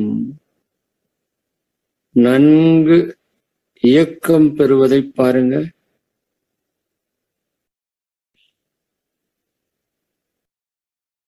நல்ல இயக்கம் பெறட்டும். இன்னும் நல்லா, இன்னும் நல்லா.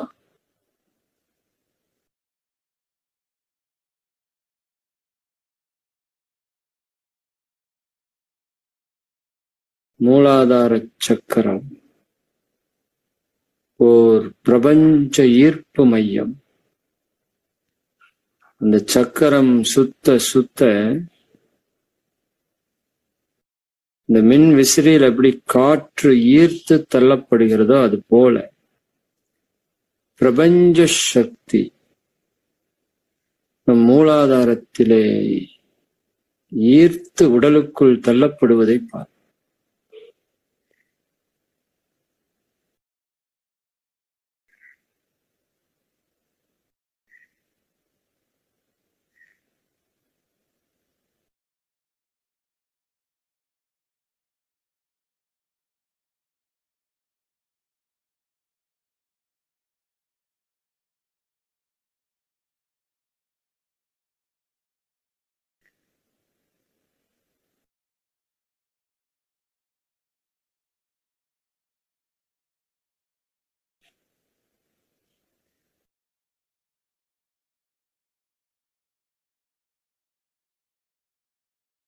பிரபஞ்ச சக்தி ஈர்க்கும் பொழுது நமது உடலிலே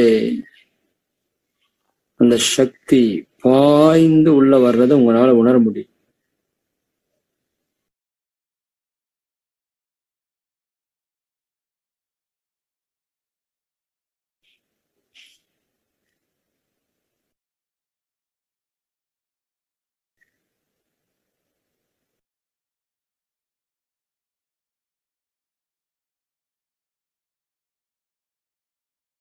இன்னும் கூர்ந்து கூர்ந்து நுணுகி பாருங்க.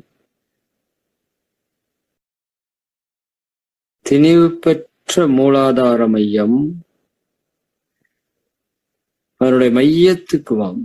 மையத்துக்கு வாங்க. மூலாதாரத்தினுடைய மையத்திற்கு வருகிறோம்.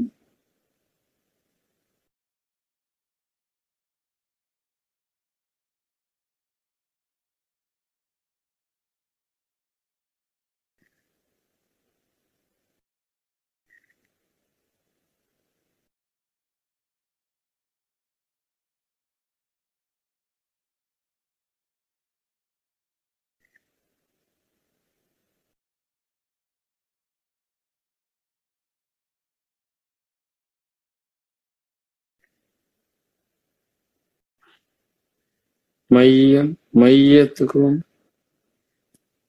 ஒரு ஊசி முனை அளவு ஒடுங்கி வாங்க. ஒடுங்கி வாங்க.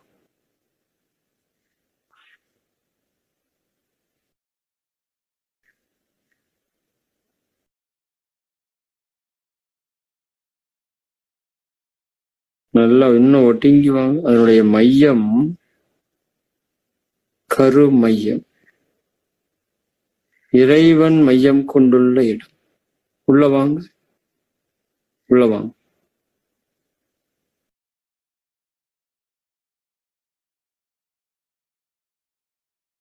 நல்லா உள்ள வரணும். காரிருள், காரிருள், ஆழ்ந்த அமைதி,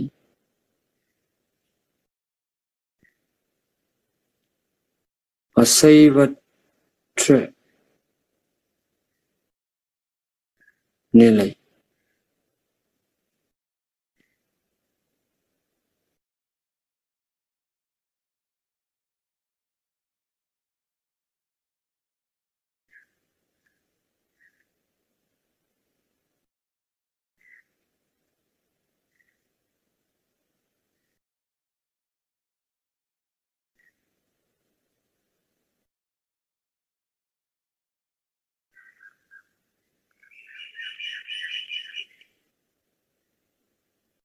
மூலாதாரத்திற்குள்ளே சுத்த வெளியோடு இணைந்து நிற்கிறோம்.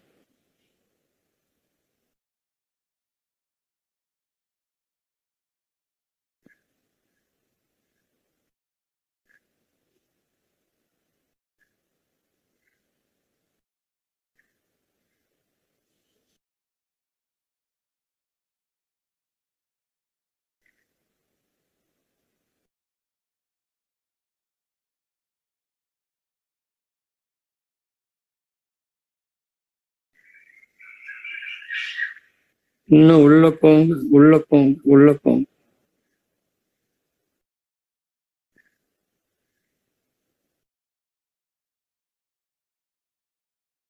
கார் இருளுக்குள்ள பயணித்துக் கொண்டிருக்கிறோம். உள்ள போங்க, உள்ள போங்க.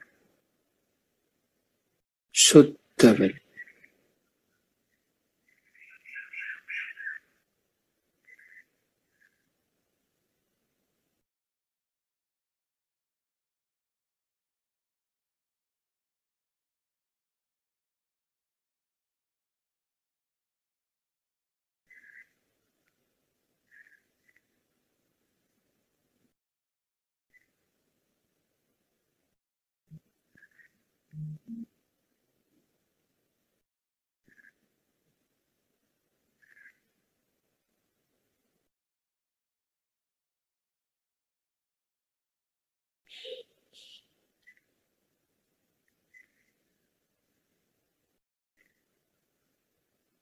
இறைநிலையோடு எண்ணத்தை கலக்கவிட்டு ஏற்படுமோர் அமைதியிலே விழிப்பாய் நிற்கிறோம்.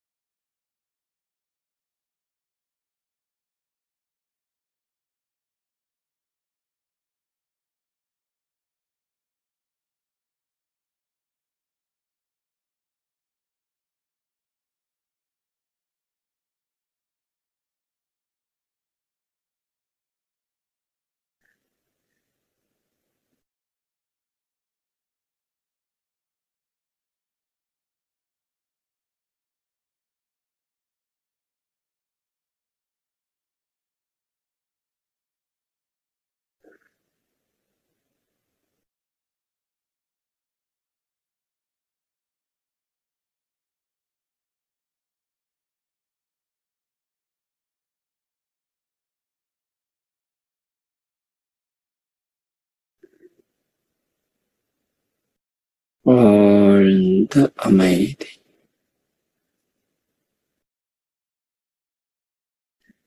வாழ்க வளமுடன், வாழ்க வளமுடன். அப்படியே மெதுவா கொஞ்சம் விரிந்து வாங்க, விரிந்து வாங்க, விரிந்து வாங்க. உயிர் துகள் அளவுக்கு விரிந்து வாங்க. மூலாதாரத்தின் மைய உயிர் துகள் அப்படியே விரிந்து வாங்க. மூலாதாரம் முழுக்க விரிந்து வாங்க.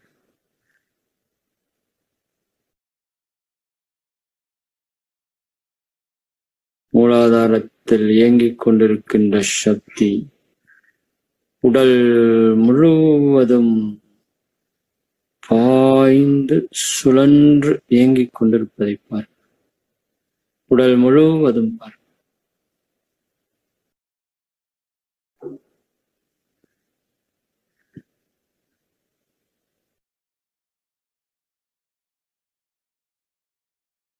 ஆனந்தமான உணர்விலே இருக்கின்றோம்.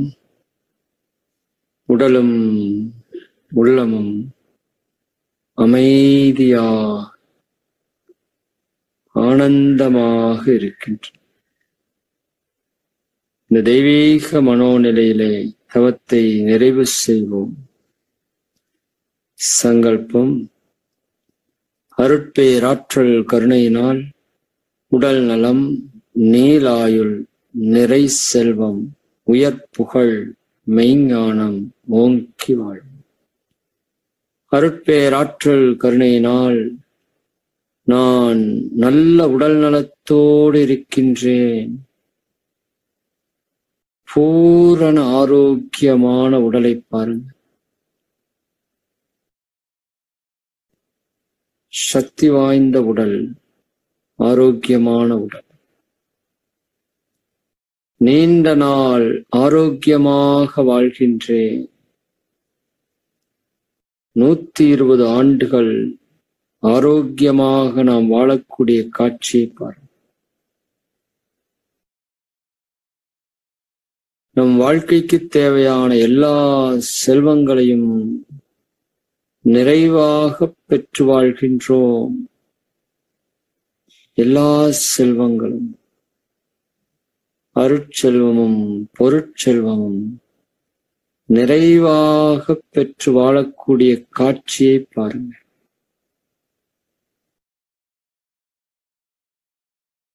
பிறருக்கு நன்மையே செய்யக்கூடிய குணத்தினால் பிரபஞ்ச உயிர்கள் எல்லாம் இறைநிலையும் அதன் அனைத்து தன்மாற்ற நிலைகளும் நம்மை வாழ்த்திக் கொண்டிருக்கின்ற உயர் புகழை பெற்றிருக்கின்றேன்.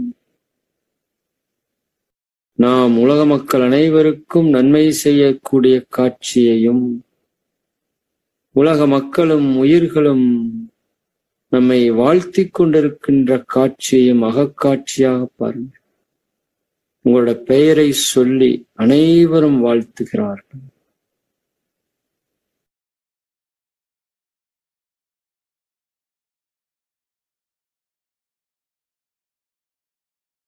இறை உணர்வை பெற்று பார்க்கின்ற பொருட்கள், உயிர்கள் அனைத்தையும் இறையாக கண்டு அன்போடும் கருணையோடும் பிறர் துன்பம் போக்கி தொண்டாற்றி இன்பம் காணக்கூடிய மெய் ஞானத்தோடு நாம் ஒரு ஞானியைப் போல வாழக்கூடிய காட்சியை பார்க்கிறோம். அருட்பேராற்றல் கருணையினால் உடல் நலம், நீலாயுள், நிறை செல்வம், உயர் புகழ், மெய்ஞானம் ஓங்கி வாழ்வோம். வாழ்த்துக்கள். வாழ்க்கை துணையை நினைந்து வாழ்த்துவோம். ஒரு 25 முறை நல்ல உணர்ந்து வாழ்த்துங்க.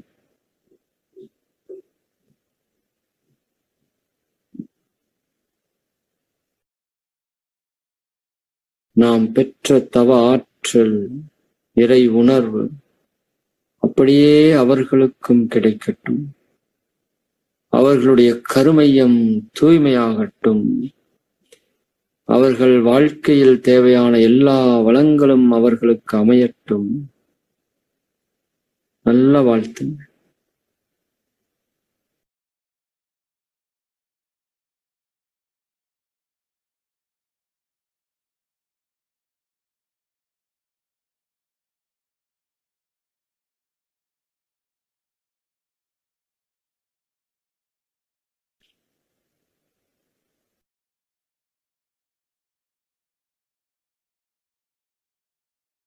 அவர்கள் உடல் ஆரோக்கியத்தோடு, மன அமைதியோடு, அனைவரோடும் மகிழ்ச்சியோடும், இணக்கத்தோடும், அன்போடும் வாழக்கூடியதை நினைத்து வாழ்த்து.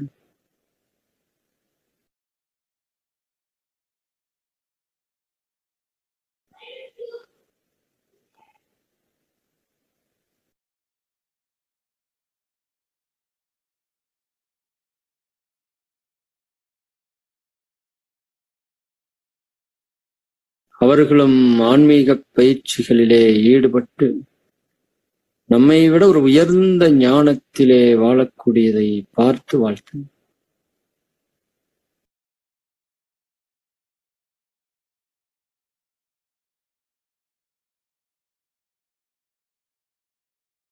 அவர்கள் நமக்காக செய்த நன்மைகளை, தியாகங்களை நினைந்து நன்றியுணர்வோடு வாழ்த்துகிறோம்.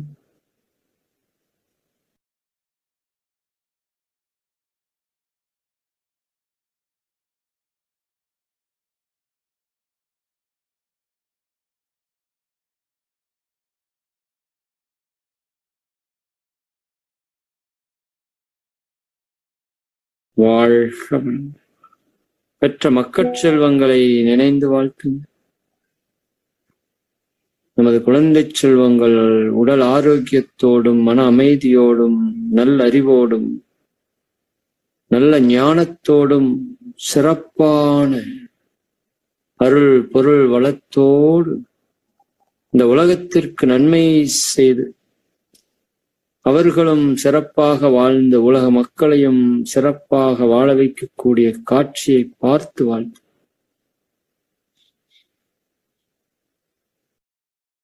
உலக மக்கள் அனைவரும் அவர்களை போற்றக்கூடிய காட்சியை பார்த்து வாழ்த்து.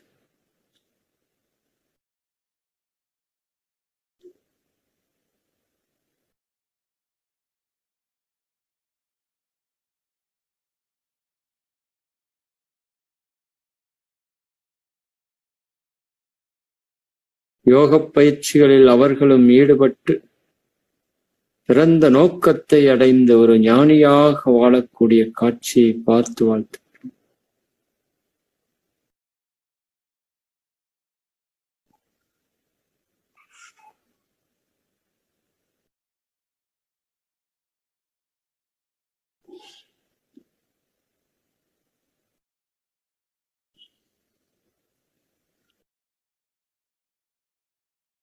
உடன் பிறந்தோர்களை நினைந்து வாழ்த்துவோம். நம் உடன் பிறந்த சக உதிரம் அவர்களும் உடல் நலத்தோடு மனவளத்தோடு அனைத்து செல்வ வளங்களோடு நிறைவாக ஆனந்தமாக வாழக்கூடிய காட்சியை அகக்காட்சியாக பார்த்து வாழ்த்துங்கள். அவர்களுக்கு தேவையான எல்லா செல்வங்களையும் வளங்களையும் இறையர்களும் குருவர்களும் கொடுக்கட்டும்.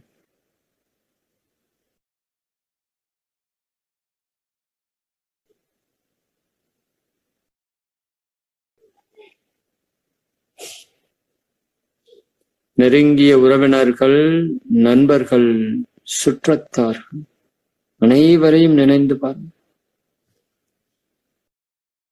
அன்னை வகையிலே உறவினர்கள், தந்தை வகையிலே உறவினர்கள், வாழ்க்கை துணையின் வகையிலே உறவினர்கள் எல்லாரையும் பாருங்கள்.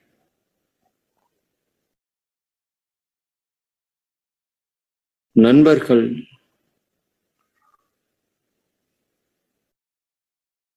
சுற்றத்தார்கள் அனைவரும் அனைத்து வளங்களையும் பெற்று சிறப்பாக வாழ்வதற்காக வாழ்த்துங்கள்.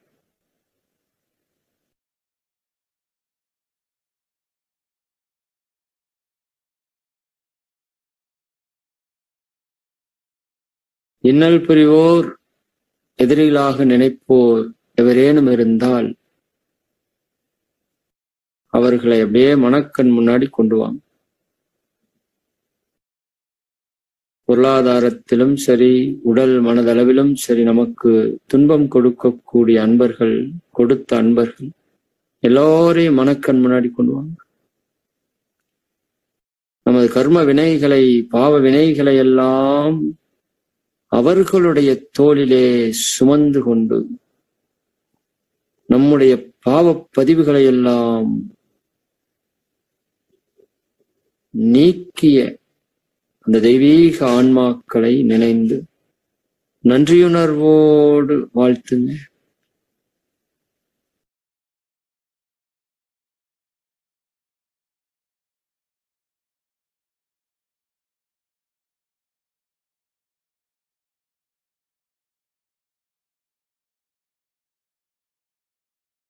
தொழில்துறையிலே, நம் தினசரி கடமைகளிலே நம்மோடு தொடர்புடைய அனைத்து அன்பர்களையும் நினைந்து பார்ப்போம்.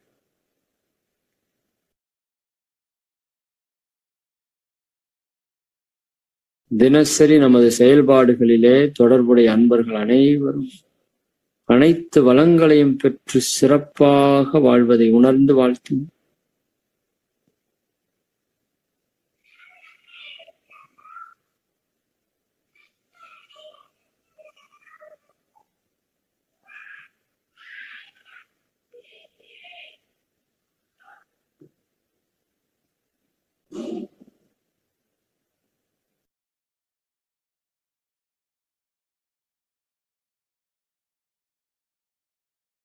வாழ்க கூட்டான வாழ்த்து. ஆசான் அருட்தந்தை அவர்கள் அவருடைய வேதாத்திரியம் வாழ்க வளம். இந்த வேதாத்திரியம் உலகமெங்கும் பரவி உலக மக்கள் அனைவரும் உடற்பயிற்சி, காயகல்பம், தியானம், தச்சோதனை, வேதாத்திரிய வாழ்க்கை முறையை கடைபிடித்து அமைதியோடும் ஆனந்தத்தோடும் வாழக்கூடிய காட்சியை பாருங்க. வாழ்க வளம், வாழ்க வளம். உலக சமுதாய சேவா சங்கம் வாழ்க வளம். ஆழியார் அறிவு திருக்கோவில் வாழ்க வளம். உலகெங்கிலும் உள்ள வேதாத்திரிய பயிற்சி மையங்கள், அங்கு அருட்சேவை ஆற்றிக் கொண்டிருக்கக்கூடிய மனித தெய்வங்கள் அனைவரும் வாழ்க வளம். உலக அமைதிக்காக செயல்பட்டு கொண்டிருக்கக்கூடிய அனைத்து அமைப்புகளும் வாழ்க வளம். இறை சாதனை மார்க்கம் வாழ்க வளம். இறை சாதனை மார்க்கம் உலகெங்கும் இல்லம் தோறும் இறை சாதனை மார்க்கமாக மலர்ந்து உலக மக்கள் அனைவருக்கும் ஆன்ம ஞானத்தை கொடுத்து கொண்டிருக்கிற காட்சியை பாருங்கள். வாழ்க வளம், வாழ்க வளம். இறை சாதனை மார்க்க அருள் தொண்டர்கள் அனைவரும் வாழ்க வளம். இறை சாதனை மார்க்கத்திலே இணைந்து ஒவ்வொரு நாளும் ஆன்ம உயர்வு பெற்றுக் கொண்டிருக்கக்கூடிய அன்பர்களும் அவர்களுடைய அன்பு குடும்பமும் தொழில் வளங்களும் ஆன்மீக மேம்பாடுகளும் வாழ்க வளம், வாழ்க வளம். இரண்டொழுக்க பண்பாடு. நான் எனது வாழ்நாளில் யாருடைய உடலிற்கும் மனதிற்கும் துன்பம் தரமாட்டேன். துன்பப்படும் உயிர்களுக்கு என்னால் முடிந்த உதவிகளை செய்வேன். நான் எனது வாழ்நாளில் யாருடைய உடலிற்கும் மனதிற்கும் துன்பம் தரமாட்டேன். துன்பப்படும் உயிர்களுக்கு என்னால் முடிந்த உதவிகளை செய்வேன். நான் எனது வாழ்நாளில் யாருடைய உடலிற்கும் மனதிற்கும் துன்பம் தரமாட்டேன். துன்பப்படும் உயிர்களுக்கு என்னால் முடிந்த உதவிகளை செய்வேன். வாழ்க வையகம், வாழ்க வையகம், வாழ்க வளமுடன். உலக நலவேற்பு. உலகிலுள்ள பொறுப்புடைய தலைவரெல்லாம் உயிரறிவை உள்ளுணர்வாய் பெறுதல் வேண்டும். உலகனைத்து நாடுகளின் எல்லை காக்க ஓருலக கூட்டாட்சி வலுவாய் வேண்டும்.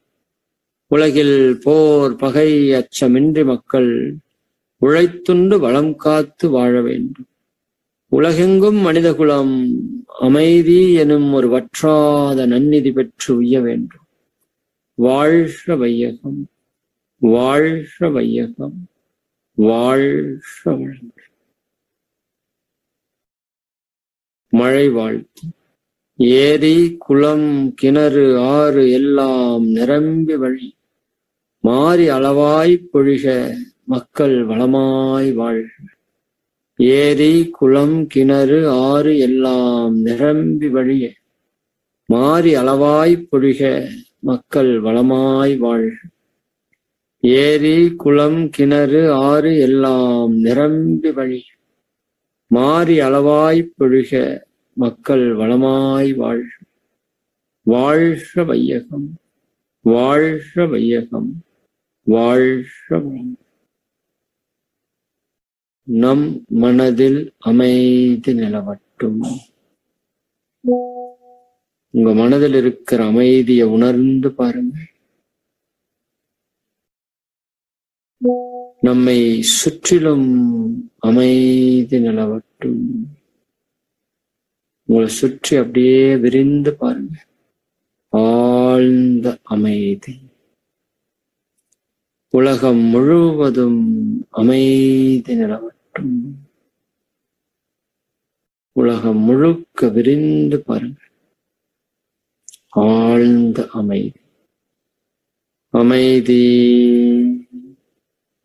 அமைதி, அமைதி.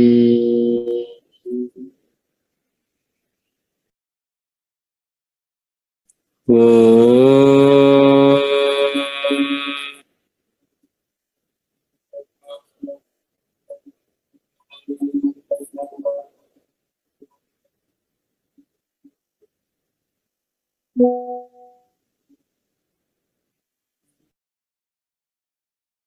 சாந்தி, சாந்தி, சாந்தி.